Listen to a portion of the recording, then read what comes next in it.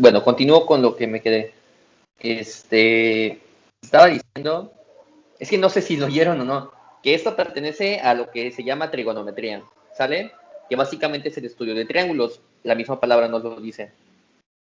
Luego, la trigonometría sí, estudia todos los triángulos, pero lo que vamos a ver el día de hoy va particularmente dirigido únicamente, en serio, únicamente a triángulos rectángulos, ¿sale? Por si no se acuerdan cuáles son los triángulos rectángulos, es como que están viendo en la figura, lo que está en negro, ¿sale? Se forma al partir exactamente a la mitad cualquier rectángulo o cualquier cuadrado.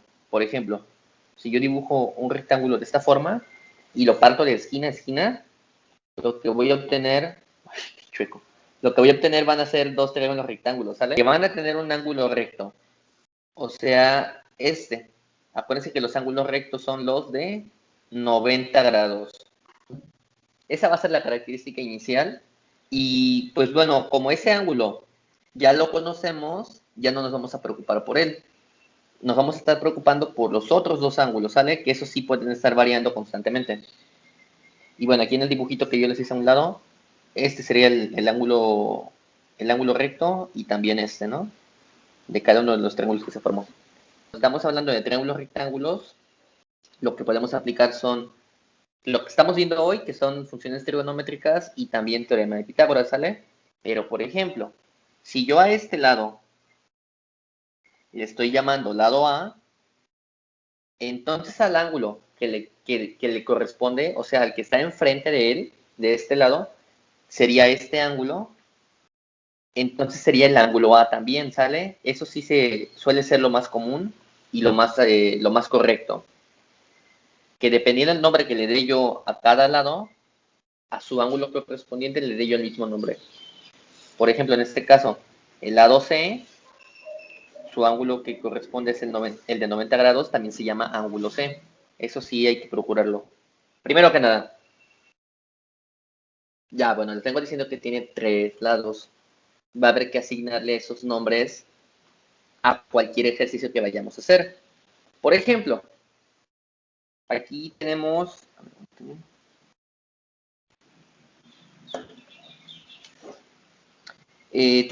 los nombres de los tres lados. Así se les va a llamar. Eso sí, anótenlo por favor ahí un ladito.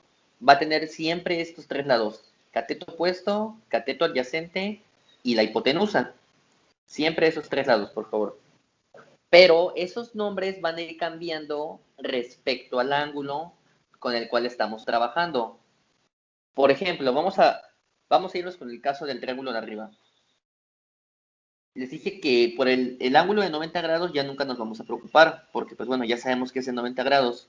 ¿Para qué le buscamos más? Pero imaginemos que esta vez a mí me interesa este ángulo. Entonces voy a hacer todo dependiendo desde el punto de vista de ese mismo ángulo que yo acabo de seleccionar. El lado más fácil de identificar siempre va a ser la hipotenusa. La hipotenusa siempre es el lado más largo. Entonces en este triángulo que estamos viendo, ¿cuál es el lado más largo? Pues este se puede observar que va a ser el que queda en diagonal, ¿sale? A ese siempre le vamos a llamar hipotenusa, siempre, siempre, siempre. Luego, entre cateto opuesto y cateto adyacente, opuesto hace referencia al lado que queda enfrente al ángulo que yo estoy seleccionando. Imagínense que este triángulo es un campo de fútbol, un campo de béisbol, de lo que quieran, un campo grandote. Y que ustedes están parados aquí en el ángulo. Si ustedes están parados ahí y intentan observar hacia los lados, ¿cuál sería el lado que les quedaría de frente? Pues obviamente sería este lado, el que queda de frente o el que queda opuesto a ustedes. Y finalmente el adyacente. Bueno, aquí es el que sobra, ¿no? El cateto adyacente es el que sobra. Pero otra forma de identificarlo es pensar que el cateto adyacente va a ser el lado que toca el ángulo de referencia. ¿Sale? Entonces, pues bueno, otra vez, si este es el ángulo, hay dos lados que están tocando el ángulo o que lo están formando. Un lado es la hipotenusa y el otro lado sería pues el cateto adyacente. Esa es otra forma de identificarlo. A ver, alguien que me diga cómo se va a llamar este lado. Cateto opuesto. ¿Están de acuerdo? Sí, sí, Sí, cateto. exactamente, ese sería el cateto opuesto. ¿Y este? La hipotenusa, hipotenusa. Exacto, la hipotenusa. Y pues bueno, finalmente ese sería el cateto adyacente, ¿no? Ahora sí, lo que son las funciones. Va a haber tres funciones, son seno, coseno y tangente. Siempre va a ser, no se vale decir nada más así el seno o el coseno o la tangente. Siempre va a ser el seno de un ángulo, el coseno de un ángulo o la tangente de un ángulo. En este caso aquí en el apunte yo lo estoy representando con la letra, bueno, realmente es la letra alfa, parece una A, pero es un alfa del alfabeto griego. Seno del ángulo, coseno del ángulo y tangente del ángulo. Y ahora, ¿a qué es igual eso? Pues en cada caso es igual a dividir dos de los lados del triángulo. Por ejemplo, si quiero sacar seno del ángulo alfa, entonces va a ser igual a dividir el cateto opuesto entre la hipotenusa. Siempre, cópienlas de una vez porque siempre va a ser así. El seno siempre va a ser igual a dividir cateto opuesto entre hipotenusa. El coseno, cateto adyacente entre hipotenusa, y la tangente del ángulo va a ser igual a cateto opuesto entre cateto adyacente. Puede despejar cualquier lado o ángulo. Entonces, si se dan cuenta, en la función estamos viendo tres cosas, que serían, por ejemplo, en el caso de la función seno, tenemos tres variables. La primera variable va a ser el ángulo. Siempre, porque les estoy diciendo que siempre es el seno de un ángulo, coseno de un ángulo, tangente de un ángulo, etcétera. Y también estamos viendo, pues, dos lados, ¿no? En el caso del seno es cateto opuesto y la hipotenusa. Entonces siempre vamos a tener tres variables ahí. En cada función trigonométrica vamos a tener tres variables. Siempre dos lados y un ángulo. Entonces podemos despejar cualquiera de esos tres. Si nosotros conocemos dos de esas cosas, podemos despejar la tercera cosa que no conocemos para encontrar su valor. Y se plantea y despeja la función trigonométrica que sirve para encontrar x en la siguiente figura. Entonces, miren, aquí ya el mismo problema nos está marcando las tres variables con las que vamos a trabajar. Acuérdense que una función trigonométrica siempre tiene tres cosas. En este caso ya me están dando un ángulo. Y también me están dando un lado. Entonces lo que no conozco es el otro lado. Esa va a ser la variable en la cual yo me voy a centrar. ¿Qué función me va a servir? Entonces me empiezo a preguntar yo, si las cosas les voy a ver desde el ángulo que ya conozco, o sea, desde este ángulo, ¿cuáles son los lados que voy a estar relacionando? Dependiendo desde este ángulo. En este caso, pues voy a estar relacionando este lado y este otro lado. Un lado que ya conozco y un lado que aún no conozco. Viendo todo desde este ángulo, ¿cómo se llamaría el lado que ya conozco? ¿Hipotenusa, cateto opuesto o cateto adyacente? Hipotenusa. ¿Están de acuerdo o no?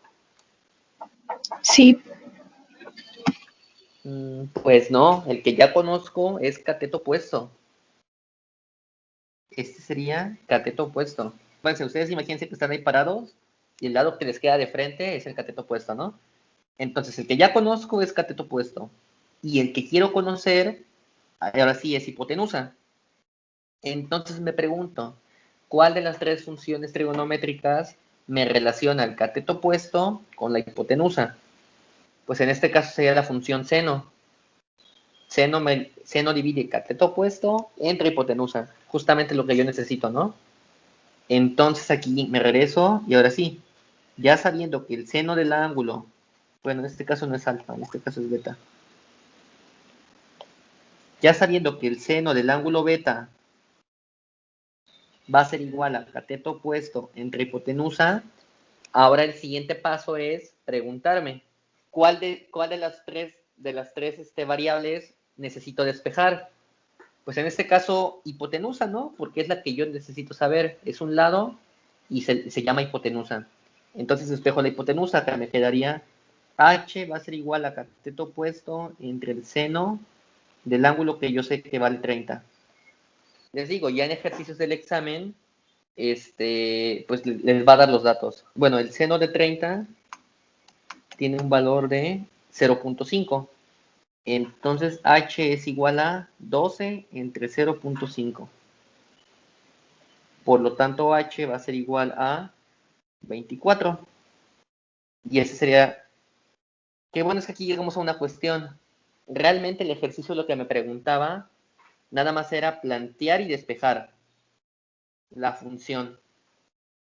En pocas palabras, nada más me pedía esto. Esta debía ser la respuesta de mi ejercicio. ¿Sale? Ya que si yo quiero resolverlo o me pregunta por la respuesta final, pues entonces sí la respuesta sería esta. A ver, siguiente. Alguien que me diga por favor cómo quedaría la respuesta. Quedaría... Es ángulo, ¿no? O se le llama X. Pues el ángulo X. Ah, bueno, el ángulo X igual a coseno inverso. Ajá, yo estoy anotando lo que me dices. Ajá. Y ¿Coseno inverso 5 de quién? sobre 12. 5 sobre 12. A ver, ¿los demás están de acuerdo o no? ¿O le harían algún cambio a esto?